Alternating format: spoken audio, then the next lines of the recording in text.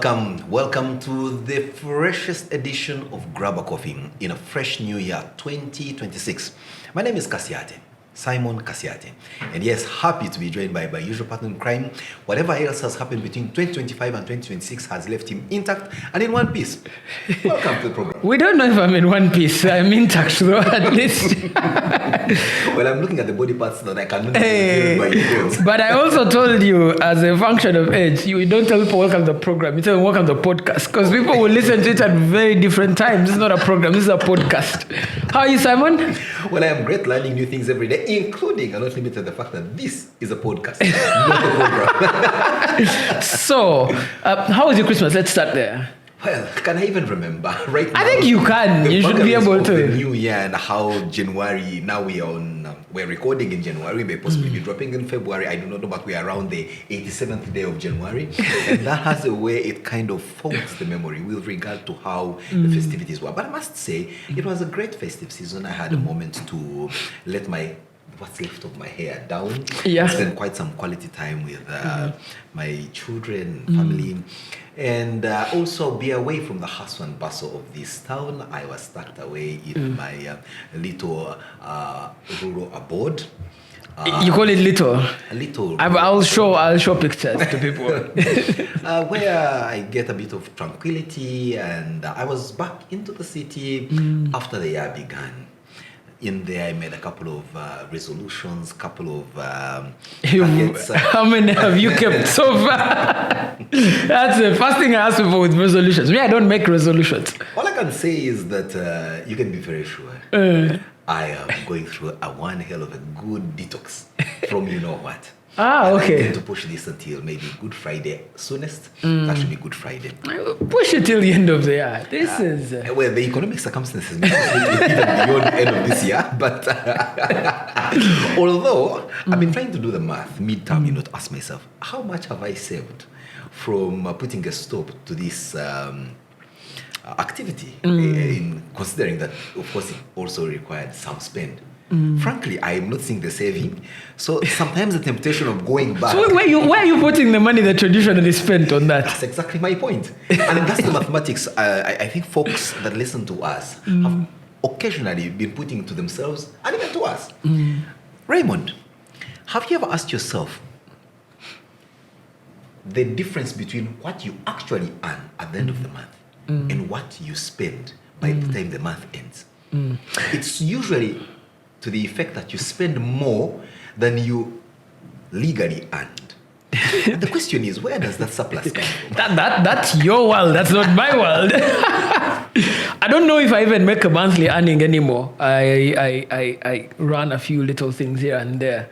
So the payout is as and when the business looks good, and that can be a long time.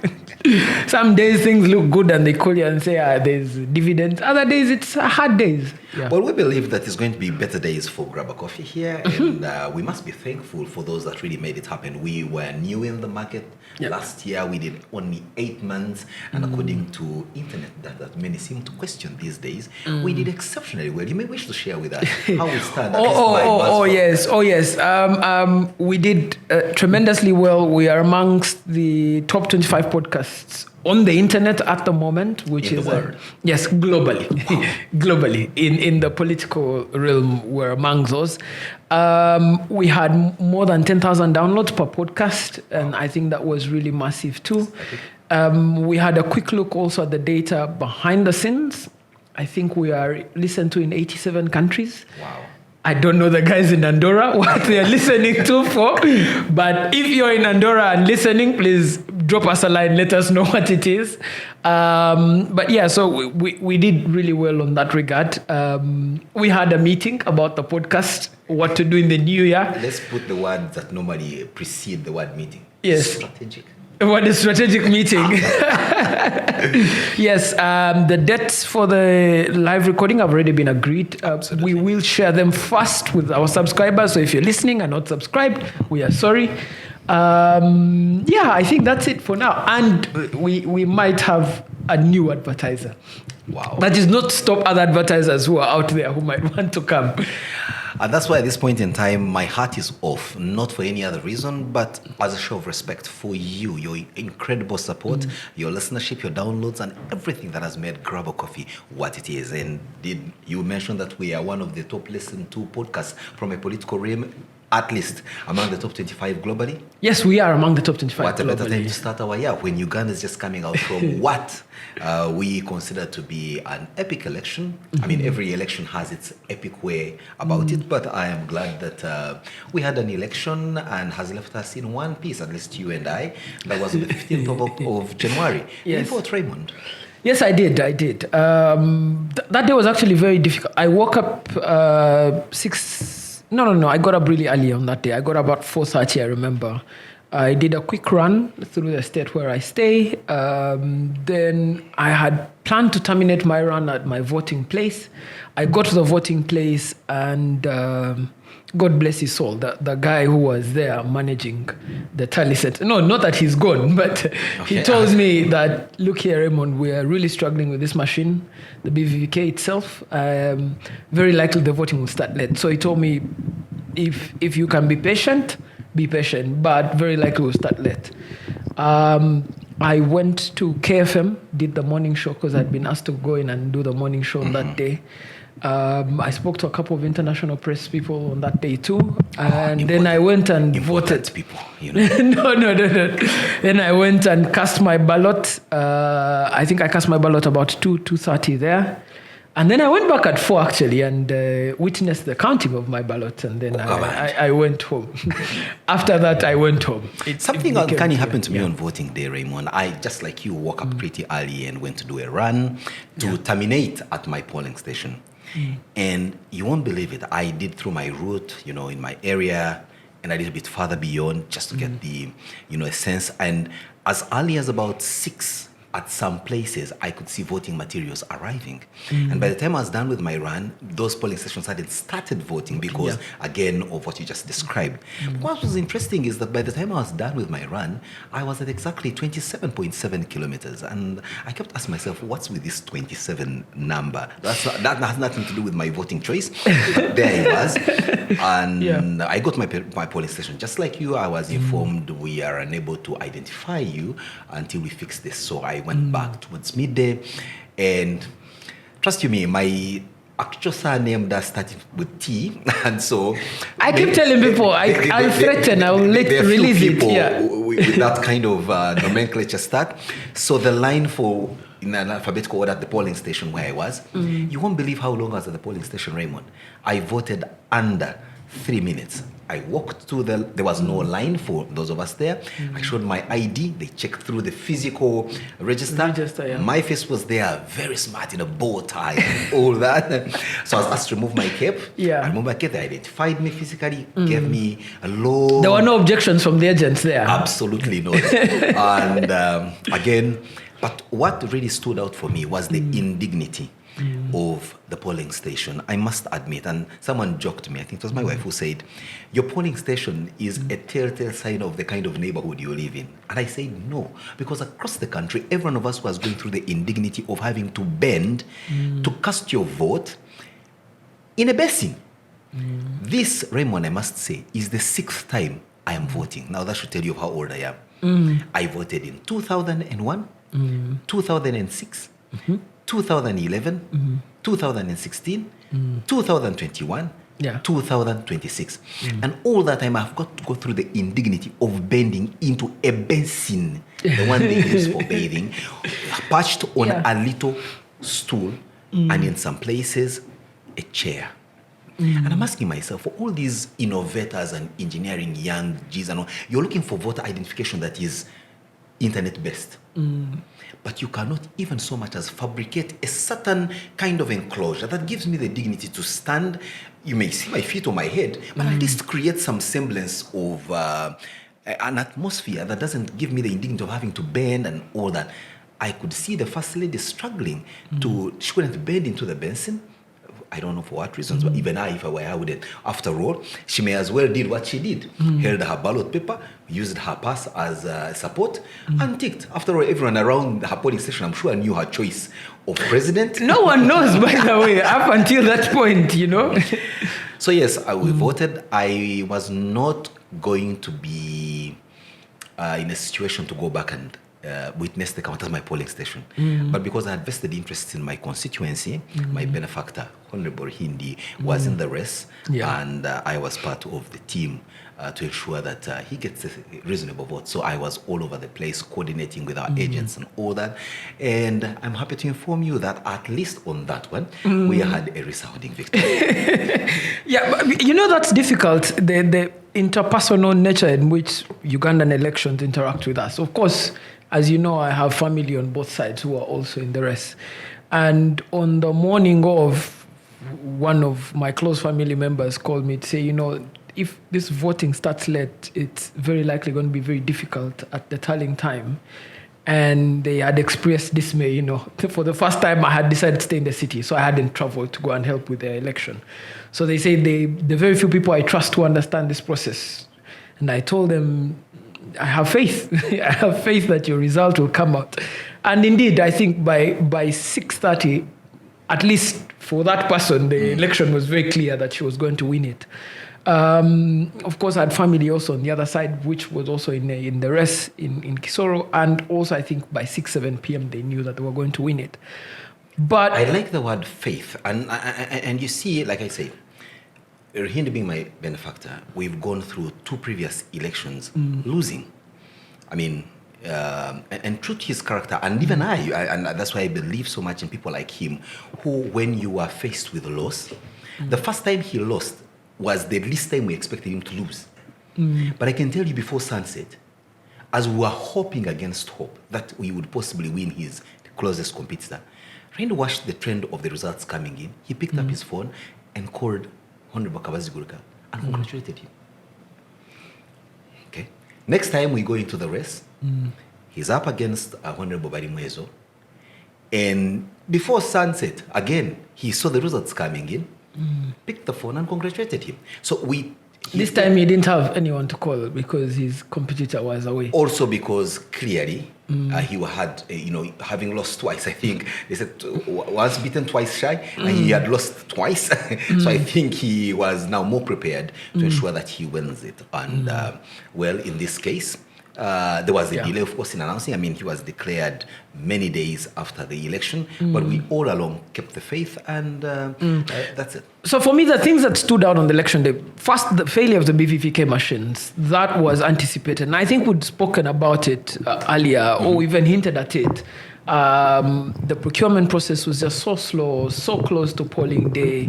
The training of the electoral officials was also very late in the time that it happened. So when they failed, for me, it wasn't more about the machines themselves, it was about the structure.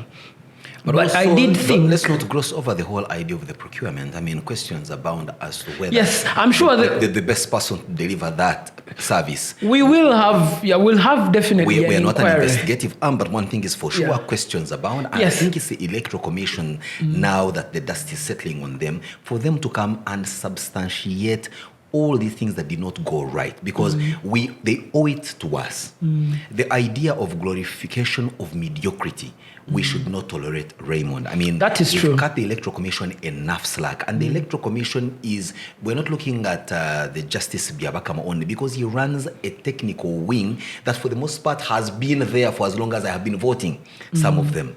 So we need to hold them to the highest level of scrutiny. We cannot be in 2026 and we go through the indignity of ticking in a basin, but you cannot even have the smallest little thing as biometric identification of a voter falling flat on the big day itself, and you don't owe an explanation to the country, especially having spent the amount of money this technology cost this country to have. I got a slight indication on what might have gone wrong with a biometric voter verification kit. And it may not, in fact, have had much to do with the Electoral Commission. It was the late discovery that to start the machine, the person at the polling station had to be a voter in that specific polling station. And the Electoral Commission, in the hiring, of course, had hired people from everywhere and deployed them already. So it was very difficult for them and would have raised much suspicion if they had tried to alter polling agents' at the last day. And that, I think, was one of the problems. But I think they also overpromised, because there were a number of things they were saying in terms of how the process would work. They would tell you that when you arrive, you're going to be identified, yes, with your biometrics. Then you'll be given a ballot paper that is strictly meant for that polling station, which would be scanned. Exactly. That would mean, in my understanding, it would be scanned and associated with you, and at a later time, like now, they can forensically go back and tell this ballot paper went to Simon Kasiate, and this is the tick on this particular candidate. No.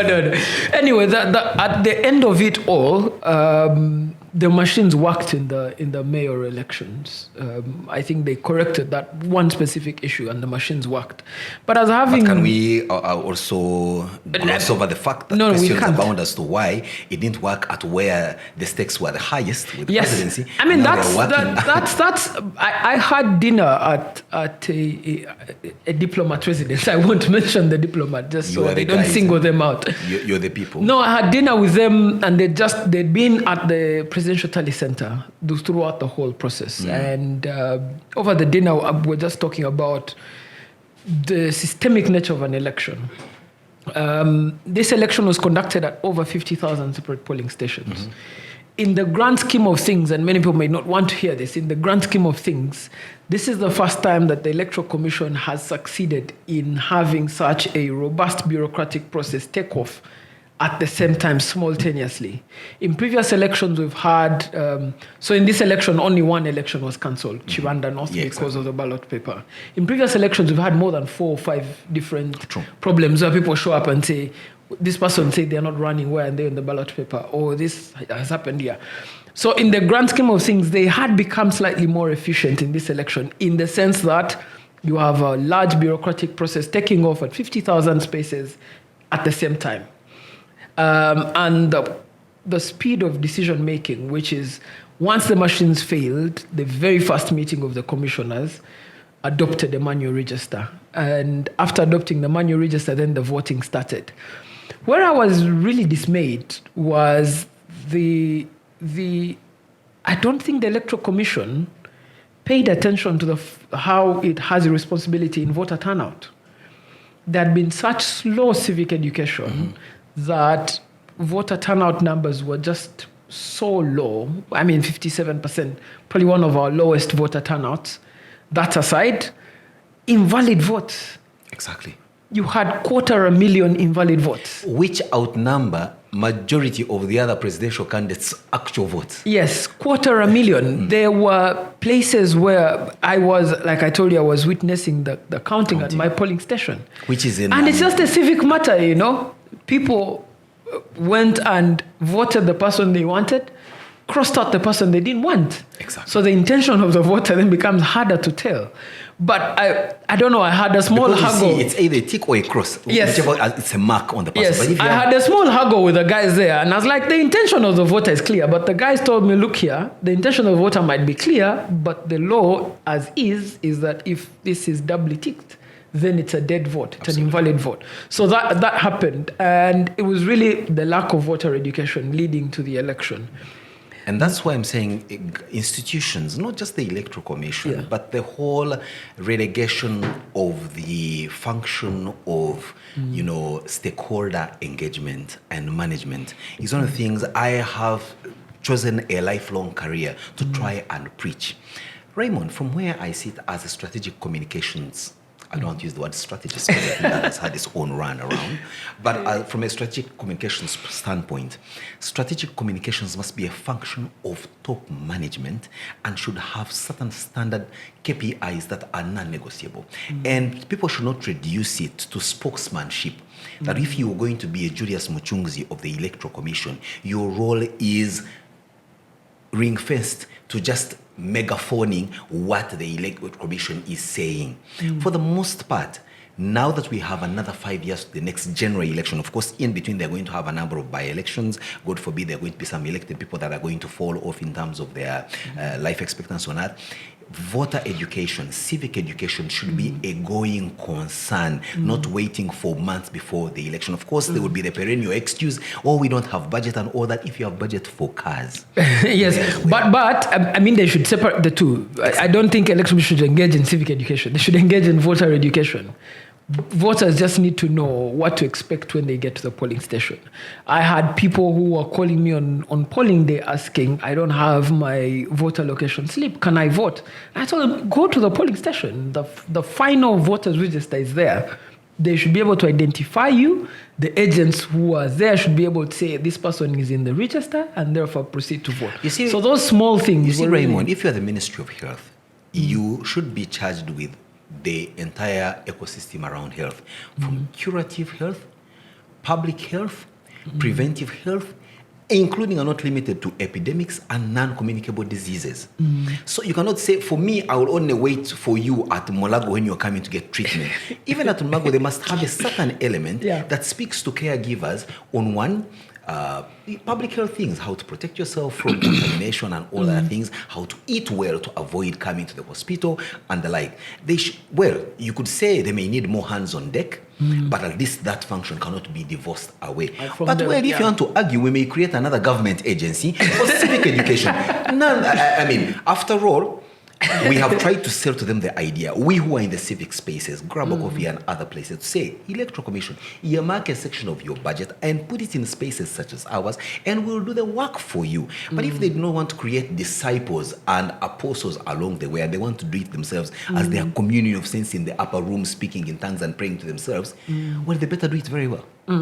But also, let's talk about the competition in the elections themselves. Absolutely. The upset in the election.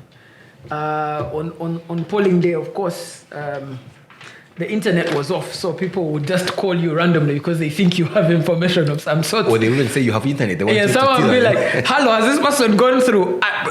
First of all, I didn't have internet. And this time, because I wasn't involved in the voting process, I sat down, I was reading a very massive book, a Xi Jinping book. So I was going through it. And then calls between, I think, 10 p.m. and midnight were the highest. People were asking me all manner of questions. Has this person gone through? Has this person gone through? And I'm like, I'm equally tuned to the TV, the same TV you're tuned to. The most I can do for is maybe call the person directly, which would not be kind to ask them, have you won or lost it's your like election? Calling someone in the IC and say, are you dead? Yes, but the competition, there were some upstarts who undid people that I think... one, for me, the biggest shock defeat in the election was Hamson Obua, the chief whip of the NRM. Well, his title says it's all chief whip. I think the other time they should have been chief whippy because you lose an election twice. Twice, yes. That for me was the biggest shocker because I thought, that you're the chief whip, you have your ducks in a row. In any case, you should be fighting for other ducks. You see, he went around thinking he's an opposer like the others who are moving with the president in every location he went to. I mean, the speaker and the deputy speaker could afford to be with the president everywhere he went across the country because they'd secured their backyard. They ensured that they were an opposer. For Hamson Obua, he took it for granted that being a government chief whip, a minister, and having been there for eons, let's not forget, he's led that constituency for over a decade. I think this was his third term. He was going in for a fourth term. And I don't want to say serves him right, but should serve as a huge example to many politicians as far as taking but also it's the things that we ignore, the terrain of politics in this constituency. Now that I try to get an explanation on it, is that the UPC was actually making a comeback. And there was a lot of angry voting. Well, some of that voting was not... It didn't happen at its epicenter in Lira City, where the NRM candidate, General Thacheng, trounced in... Again, there are local dynamics there. Including family dynamics that come to the bed of the UPC itself. That's what I'm saying, therefore. Yeah, so every election had its own small things that really... I was also... What I was interesting was candidate Museveni's posters through the whole election. Not a single word to tell us to vote him. He just says, Museveni, president. Like, he's taking us a little bit too for granted. What was his poster trying to communicate to me? Because it looks for... I don't know whether that's a masterstroke of new strategic communication, but that he did not even put a symbol or anything. He just said president. I wrote for the Elephant, and this was on the assistance of a friend, former minister in the Kenyan government, who called and said, you really need to write an analytical piece on the Ugandan election. Yes. And the long and short is, the more people I spoke to, the easier it became for me to arrive at this point that the NRM was running a three-way campaign.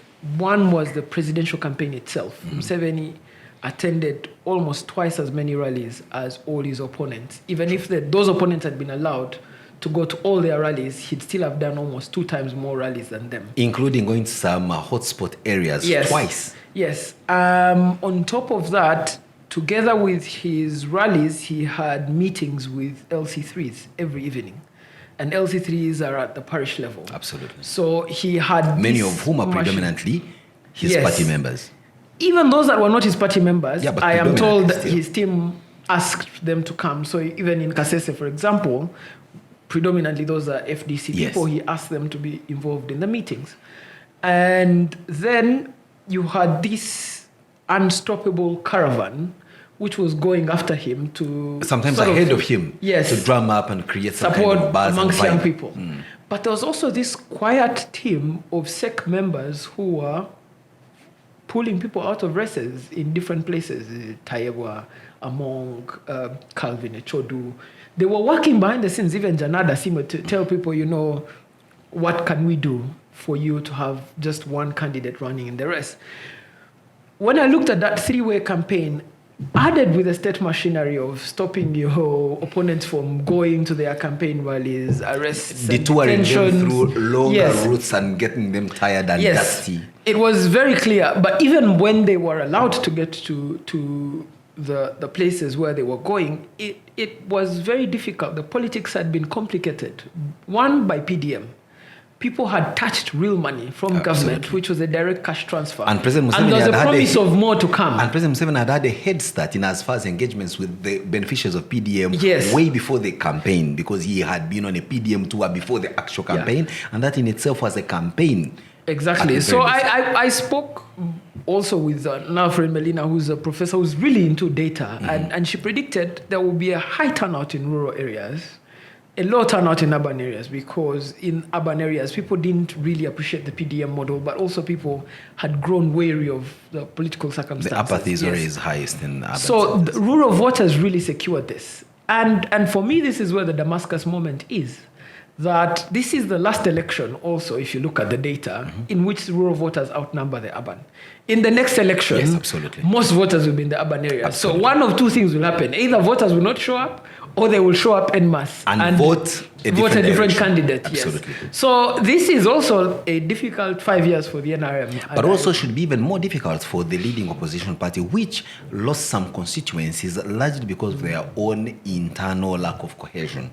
I mean, we saw constituencies where what you'd consider serious candidates being frustrated in an earlier process of getting the party card or flag, they call it, and that in itself cost them seats that would otherwise have gone to them almost.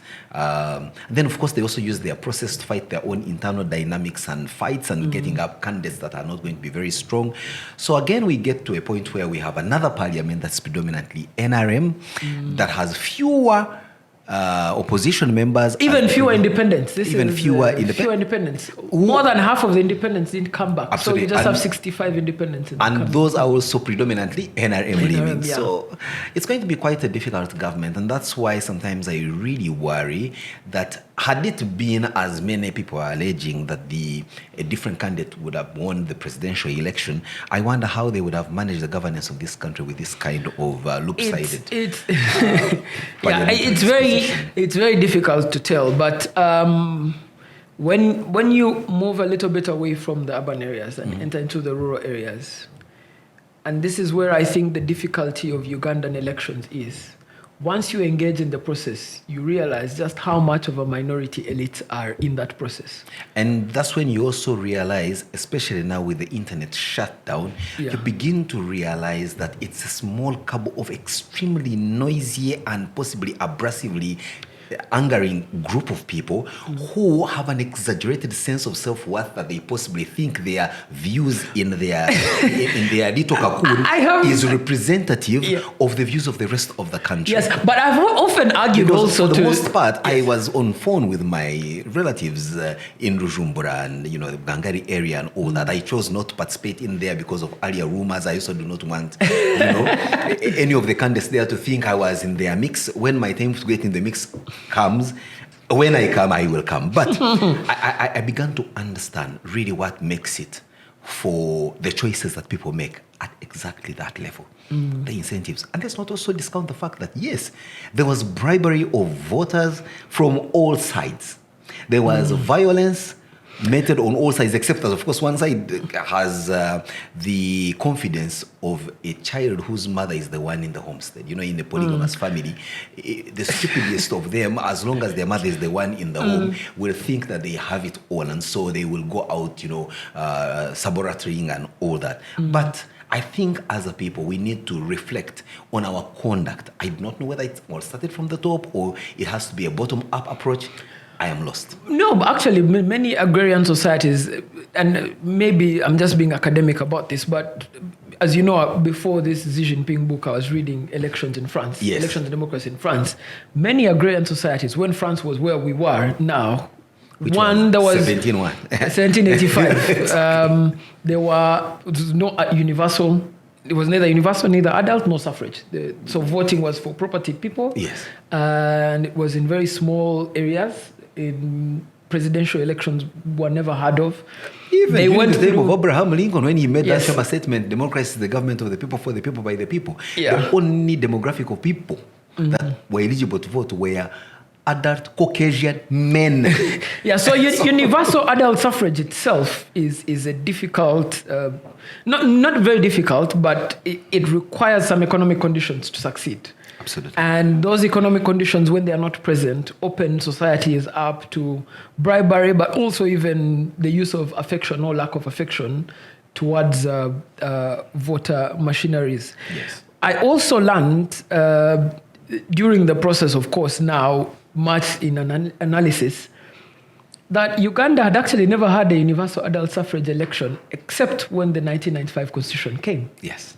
So prior to that, we never had universal adult suffrage. So we only know this process under the NRM and under the 1995 constitution. So it's very difficult to predict what did we have in 1980, Raymond, if you remind me? In 1980, we had a party election. So people voted parties.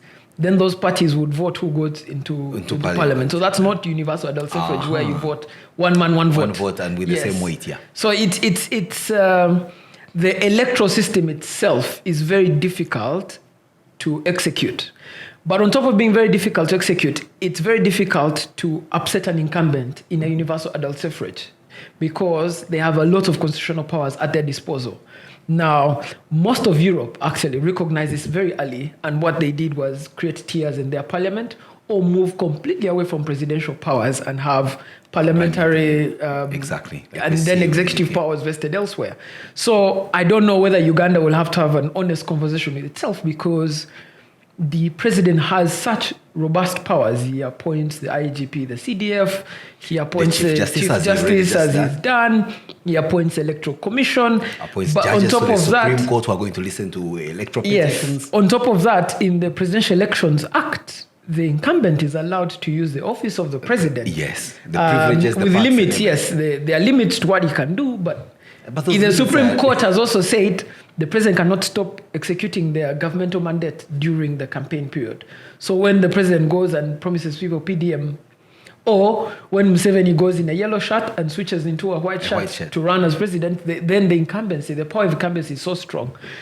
So I could see that President Museveni really tried so much to distinguish between Museveni, the candidate, it's impossible. The president, at least it's impossible. By way of aesthetics. When he went for his rallies and campaigns and all that, he was in his yellow shirt. Then if he had a meeting that is state-run with ambassadors and all that, then he would switch up into a white shirt. And we saw that even happening earlier in the day where he's in a white shirt. Yeah. But it's impossible. It's impossible to achieve. It's really impossible to achieve. And I think that we now need to have an honest conversation on this universal adult suffrage system and how it delivers leaders into power. I think that many people will be disgruntled with the leaders they have in power. I have news for people in Kampala, for example. The setup of Kampala politically now is so dysfunctional that hardly anything will get passed. The Lord Mayor is a national unity platform, Balimwezo, running a council of NRM and independents, which is going to make it difficult for him to govern. Then you have division mayors. Yes, division mayors. I think more than half of those have come from the NRM. True. So it's going to be very difficult to even do small things like roads, road constructions. Those things are going to get very difficult to do. And we honestly cannot keep saying that it's the leaders who get into power. It's the structure of the leadership also that gets them into power. Well, the good news also, on the other hand, is that you have a mayor in Balimwezo who, well, for the time at least I spent working at KCCA, where he was a member of parliament representing Nakawa East, Nakawa East. He didn't come off as a hardliner to the vagaries of political party affiliation and all that. I think he was more service-oriented. If he carries that streak along with him into City Hall, but perhaps. The way politics is built is not that way, because Balimwezo now must accept that his party is in charge of the city, and his party has ideas on how the city should be run. Okay. And if the party decides to take a radical stance, he cannot choose in and of himself to say that I will not do that. It's also come down to his relations with the current technical team at City Hall, and we can only wait and see. But they don't seem to be a team that is like water and oil. Let's see how it goes. Well, maybe while we're still on the subject, that team is constructing a 2.2-kilometer road for 18 months. That should tell you everything you need to know about what they're going to do in the coming time. I should have told you. You are telling me? I mean, the level of dysfunctionality at City Hall, for me, in terms of timelines and ability to roll through projects, and you'll be surprised when they sit in these top management meetings. I was privy to be in some of them. The excuses are so excellently put. Oh, they will have every excuse under the sun, including an excuse as to why City Hall, that is supposed to be a white building, is oxidizing and is looking dark brown. And you are the city administrator. Your building is supposed to be sparkling white. It is brown, and you don't even have the wherewithal to tell property owners in the city to have at least clean facades of their building, because your own building is looking dirty. And you have an excuse, you say, oh yeah, we've been putting it in the budget, 700 million shillings to paint our building, but it returns every single financial year as an unfunded priority. And I said, what? You are spending over a capital city where you have companies like Plascon that are raking in billions of shillings in but you know there are limits. There are limits to executive power, and this is the executive power you're speaking Remember of. the word I mentioned earlier on, the function of stakeholder engagement and management. Long story short, this is not to blow my own trumpet, but it's there on record. I got City Hall painted for 0 shillings to the taxpayer, thanks to stakeholder engagement between one and, well, I should say it.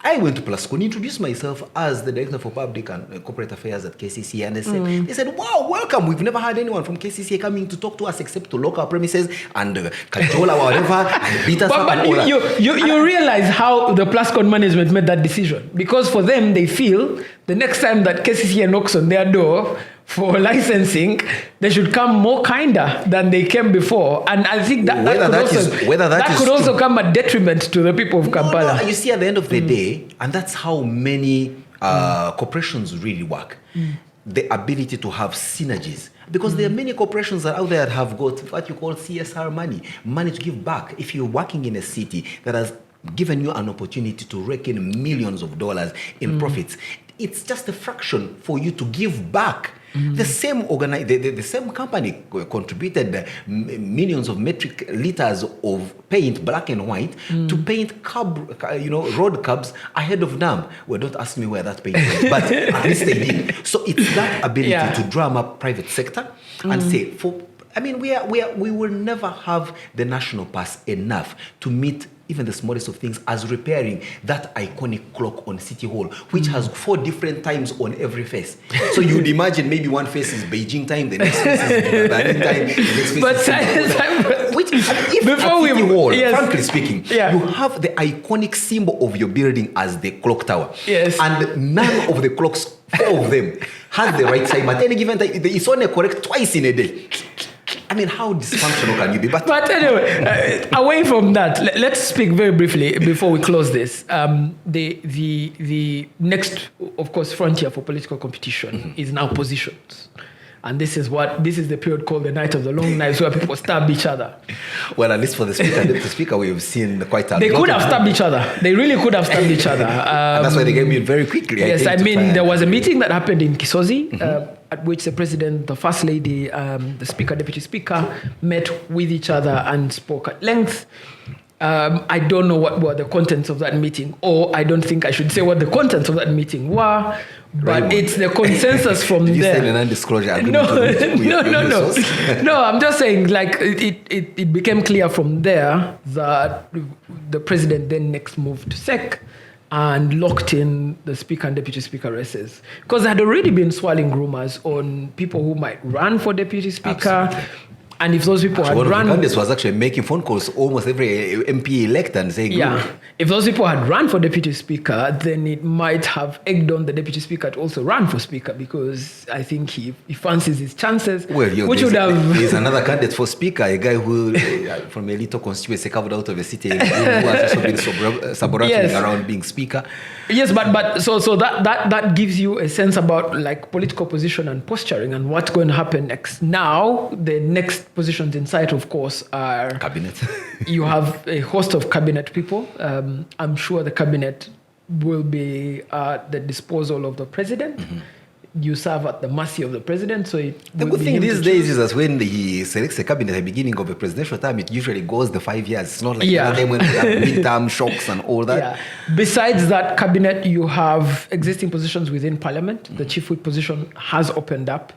Even within the opposition, the leader of opposition position is open. Well, but committee positions are incumbent open. Secured. Yes, the incumbent is back, but there is no guarantee that he has to stay as the leader of opposition. I mean, if someone challenges him for it, it would be a democratic outcome. How do you stop them from? He knows what to do. How do you stop them from challenging? Yeah, so that is also going to be interesting to see. The Chief Justice has been appointed. That's kicked out of the can. Absolutely. Which has opened us up now. If we consider Uganda being regional representation as how we always have had it, highly unlikely the vice president will remain the same. Highly unlikely the vice president will remain the same. Why? Because we have a president from the west, a chief justice from the west, and you have a speaker from the east, which means the vice president position, which is occupied by someone from the east, must open up to the north. And there are very few prominent politicians from the north currently in parliament for whom that position can be quickly handed. Before we go from that, the aesthetics of swearing in the Chief Justice at what many have termed as the president's private facility. Any merit to the brouhaha around it, or can we equate it to a scenario where I think at one time the American polity did swear in a president from inside a plane off the grounds of the Capitol Hill? So I think the aesthetics themselves might be terrible looking legally because of the separation of powers doctrine. But I don't know, through this Christmas period into the new year, I've learned a lot about power and how power behaves. And also the choice of well within the power of the president. A guy that only showed up at the bench 10 years ago to rise to the pinnacle of the judiciary when there were other more senior people, even at the Supreme Court level. I don't know how that's going to really well within their power. I mean, the discretion. Even in the Vatican, people serve at the mercy of the Pope. I know, and for the longest time, and even the conclave, for the longest time ever, all black cardinals have been showing up at the conclave, and we know how the results are. So some of these things are a discussion around power, and quite frankly, quite honestly, even as we analyze them, I don't think we should rule out the fact that someone has won an election convincingly and they feel they have the power to execute their mandate.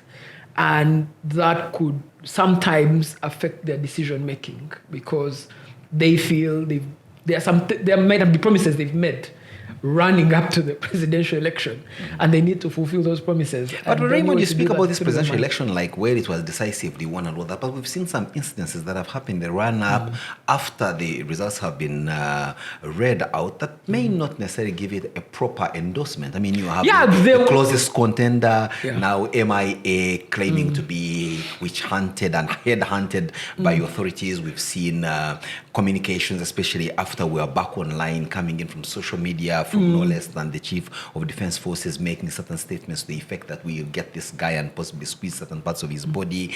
Then you've got, all sorts of conversations, and even still the whole hangover of the fact that why should it be almost a default that when we're going into an election, the internet is switched off? And this time it even came days earlier. We expect this on polling day, it came much earlier. And before it would happen without any communication per se. But this time we saw a fully fledged memo leaked by the authors to OPCOs for internet service providers saying switch off until further notice. Honestly, if you didn't have that, if you didn't have that, it would not be a Ugandan election. I would be shocked at having a smooth running election in Uganda, on the continent, or anywhere in the world. Anywhere in the world. With easy flow internet? I would be shocked. I really would be shocked. Actually, I would have been shocked if the internet was left on. What is the worst it could have done? Mobilize people to go on the streets? I wouldn't. Because that's the thing, we don't know what the worst could have happened. We have always told that people on the internet, minority and extremely noisy as they are, they're also folks that very much love being in the comfort of wherever hellholes they are tweeting or commenting from. And they are, if we're looking for accolades of cowardice or the ability to step out and be counted to cause insurrection on the streets, these are, for the most part, the card holders of that level. I worry that both camps have locked themselves into a very narrow understanding of each other. So many state organs have locked themselves into a very narrow understanding of the opposition as insurrectionists. And they will listen to a lot of evidence that supports that and sit with their bias. Some will argue that way, especially the NRM and the security apparatus, it's for pecuniary gain. They use that as a trump card to go and get more money from the... That's one way to look at it, but also members of the opposition have locked themselves into just one understanding of members of the NRM. So you don't have a bipartisan consensus on things. So some of the things where bipartisan consensus can be generated is on... how do we compete fairly? That has to be a bipartisan consensus, because NRM ministers were complaining in this election of being rigged. And again, their fellow colleagues. Yes, without a bipartisan consensus on how to freely and fairly conduct an election, you don't achieve anything. And I think this is part of the reasons when we started the podcast, we said, it should be able to communicate across lines. And that lack of communication across lines, I think people have seen what it can bear. That you end up entering into this hellhole where you believe the worst of your opponent, and because you believe the worst of your opponent, you bring out the best of your powers against the worst of your opponent. And the outcome is terrible. So now we have an outcome of an election where the opposition leader is missing in action. I've been called multiple times and asked, can you... news media houses, for example, wanting to speak to him, and I say, look here. The last time we were taking a picture. No, with him, like you, I have one phone number. I have one phone number of him, but I don't know. I am not naive to imagine that if I pick up the phone and call him and say, news media, I want to talk to you. He would easily grant access. Even if you granted them access, that naivete of thinking that, my phone call will not be interpreted wrongly by other people. It's no longer, I don't have that naivety. Looks like after this whole new year and the election period, you have made certain adjustments to your own conduct, especially online. We had a conversation the other day and you said you have deactivated one social media off your phone. I have taken X off my phone. Because of rage baiting and also... Not just rage baiting, but I was consistently getting stuck in cycles where I was being... I would wake up in the morning. All this vitriol. I have one tweet. I have 65 different responses. And then I have to then pay attention to 65 different people and how to respond to them. And that was taking me away from caring about the things that I genuinely care about as a person too. So I also decided, for very selfish reasons, to have a look about what is the thing, what can I genuinely do with my influence and my time? And I don't think that the best way to spend my time was going to be that. So now I access it like all other people on the laptop. And the problem is that when I get to my laptop, I have a lot of work there that I don't have thinking for other things. I mean, I had, in the election itself, I had a lot of analysis to do for other think tanks. And I couldn't allow myself to be clouded in judgment by people who didn't have the kind of access to make a decision or to make an analysis. And yeah, I guess that we live and we learn. We really live and we learn. Talking about learning, I think we conclude this program by paying special tribute podcast. Podcast. By paying special tribute to, again, considering the kind of person I'm going to pay special tribute to, you can understand why I keep saying program, not podcast. A long-standing Minister of Education, former, who for the most part we in our generation did grow up seeing. I mean, there are two names that come to mind when you talk about the Ministry of Education. For those of us, it's Amanya Mshega, who's still alive gladly, and now the late Namirembe Bitamazire, who passed on during the height of the election, and therefore her death possibly did not get the kind of attention it should have had, especially given her impact on the education of this country as we know it, because she was at the center when the universal primary education and universal secondary education were rolled out for the first time, churning out millions of children that would otherwise have not had an access to an education because the education system favored only those that could afford. So sadly, she passed on. The good thing, though, the silver lining is that she bequeathed some of her genes to one of her progeny, who Professor Chamwanwa, the Vice Chancellor at Uganda Matters University in Nkozi, who I think, if there is anything we can get from the genealogy of Namirembe Bitamazire, it's in her son and how well he's running. No, but I was amazed by two things in the eulogies that came from Namirembe Bitamazire. Of course, the first is very biased, that she was an Arsenal supporter. Perfect choice. We have something to say about Arsenal as we conclude, because no, we don't. But the second was I think she should teach many public officers about dedication to service. I heard her children say, there were days when we were eating posho and beans and would ask her, but you're in charge of this large budget. And she'd tell them, that budget for Ugandans, it's not for me. And I think that breed of mothers, I don't think still exists today, including even our spouses. Respect, because speak for yourself. I would like to go back home. I try to find a reason not to go back home. For the most part, our mothers always had. I don't know. They all had one school of thought. Because I remember my mother very vividly always saying, and she would say it in the local dialect, but it meant to say, eat little, but have peace. It's yours. What is yours? Yeah. But for me, just the sense of being seized with public duty. People who take up public office in Uganda, I can understand that one of the merit points to get into public office is that you must have access, People must know you, people must trust you. And one of the ways in which people know and trust each other is to have access to themselves, either as family, friends, or anything like in that. In the neighborhood, or those in Kansanga near where she lived, they will tell you always, once in a while, they would find her, tending to her flowers and all that. She would say hello to them. She was a normal person. For many of us, when we get into not even as big a public service position as a minister, you find a principal officer in the ministry, their home is a fortified garrison with black counterterrorism, whatever. Then you find a minister of low caliber, both intellectual and even position. Their convoy is kicking off. They're riding an ill-battered Toyota pickup. They are trying to push off a GLE Mercedes-Benz. Yes, but for me, all those things aside, it is that you are in a position of service and we do not see the service.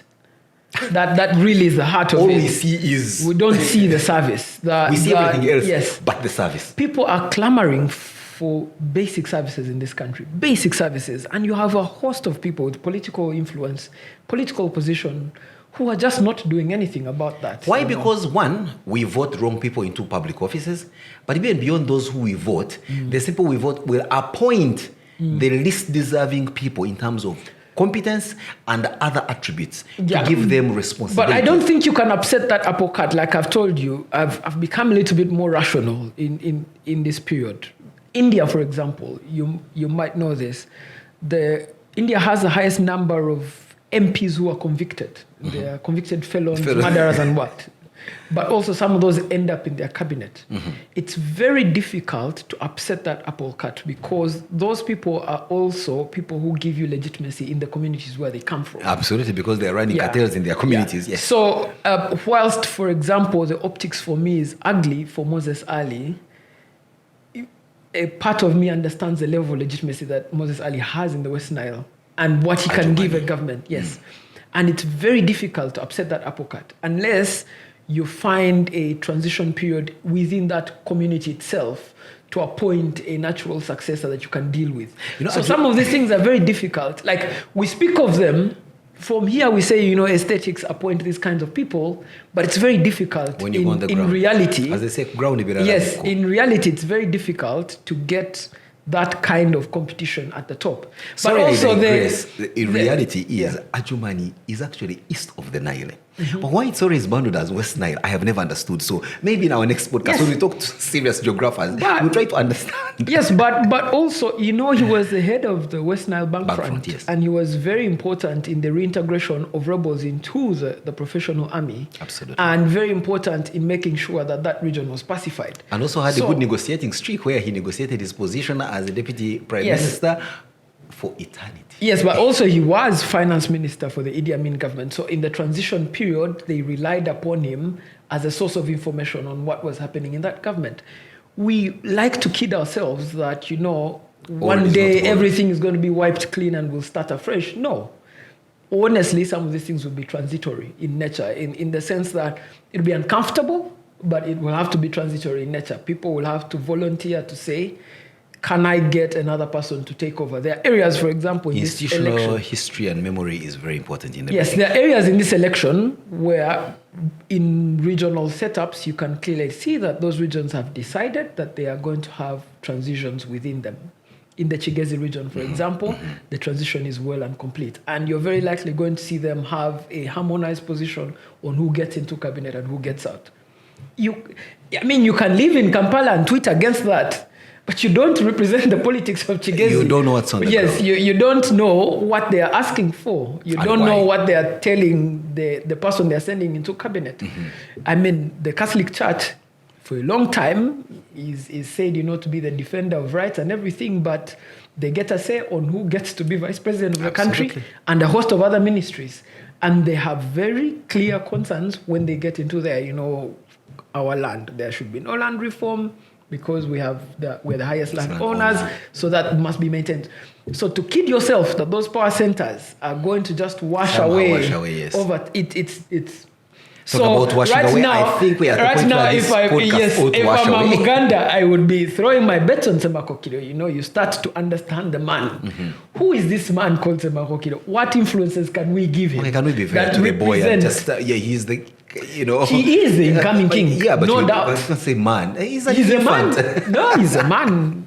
I think that you are forgetting where your house is centered in the grand scheme of things. Chadon. Let's not forget that. The title says Chadon. Well, Raymond, as we conclude, I think it's nice to end up on a happy note, at least for me. Very recently, there was an epic clash of titans, and there was a football. I don't watch football. No, we're not talking about football. Let's talk about the books we are reading.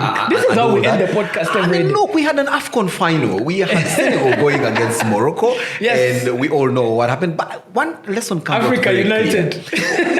One lesson comes out clearly. When you find yourself muzzled and constricted in as far as feeling that your rights are being trampled upon, do you just let go and just be an easy walk over? Or do you sometimes make some maneuvers and try to sabarato around and walk off the pitch as Senegal did? Right now, they are choking from fines and bans from matches and all sorts of things because they broke rules according to the FIFA rule book. But at the end of the day, they are basking in the glory of the fact that they have the AFCON trophy in their hands. Same way Manchester United must be gloating from beating Arsenal a decisive 3-2 win. I think and now watching the Champions League from afar. But I think for me, one of the most powerful lessons, I was equally angry at watching the finals, very angry.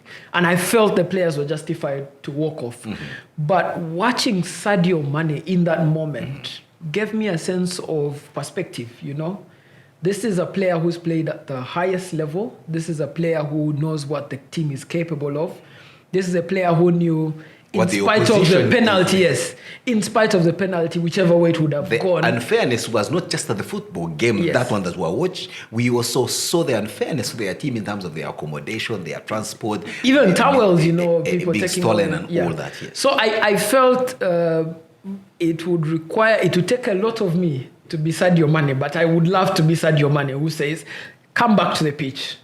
whatever happens, we can still beat these guys in real time and take this trophy. And I think that without becoming a philosopher, I think that for me was the moment that turned it around. I think that's one thing we share in common is that the aspiration to be at that highest level of human emotional intelligence, to be a Sadio Mane. Sadly, for close to 50 years I have lived, I have not seen myself in a situation that has drawn me to be anything close to Sadio Mane. I'm always the kind of person that tear it apart. To go away.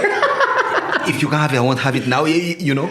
Yeah. But I think certain things have also happened to me at a personal and professional level that I think you need to go through certain things for you to end up being a Sadio Mane. He just did not wake up and this is natural. He wouldn't have done that on his first or his debut encounter if he faced the same kind of situation. So you need to walk through the journey of life and understand that life beats you in certain places.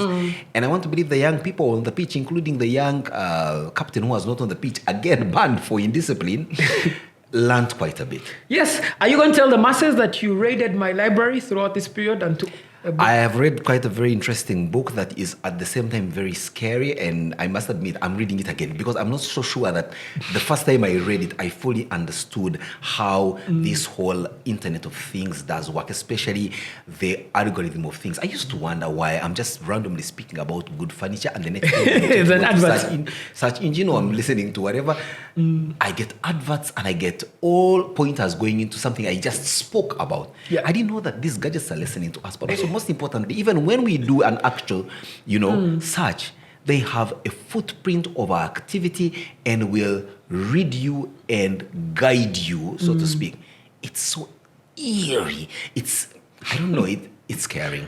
Yes, it is, but it's the truth. This is why I deleted the app from my phone, because that book is an incisive read. It's written by an engineer. It is not at no other place but Spotify, who just tells you this is how a song becomes the most listened to song on Spotify. What is interesting is the title of the book. You haven't listened to your best song. I thought I'd listened to the best song in my life. Yeah, so that was very interesting. I am reading Xi Jinping, I haven't yet finished. It's a large volume, and I'm going piece by piece, and I've gotten a new understanding of Chinese society that I didn't have before. Doesn't make me sympathetic to the Chinese society yet, but it helps me now understand in the grand scheme of things why Chinese politics is the way that it is. At least it's giving you a bit of a detox from what you have always been fed from the time you were born to the movies you're watching of Rambo and Schwarzenegger to the kind of American propaganda that has kept you the way you are. No. Fortunately for me, my father was Marxist. So there was a lot of Chinese literature to go by. So I remember from a very young age, Chiang Kai-shek, we had a full-on understanding of who he was, to Deng Xiaoping, all the way down. I wasn't a very keen follower of Mao, but I mean, he was such a robust... my entry point into understanding the Chinese psyche and politics and everything. But I mean, there was a lot of talking about Mao, particularly in our formative ages. And then I think capitalism won, then the US won the Cold War, and then people who were sympathetic to China also understood that this is not the best way to govern. Maybe it's the best way for markets, but not the best way to govern. Well, long story short is at least it's very instructive when you pick a book and read it. And it's written by a fellow... American. No. It's written by a Chinese person, but he sits at the department in Oxford. It's someone I know very well, yeah. Wow, that's even more instructive that you have to be in certain places where you to appreciate certain things. We come to the close of our conversation on this podcast. The first for 2026, and we're looking forward to more insightful and deep dive conversations with you, of course, on whichever platform you grab your podcast. See you next time. Cheers.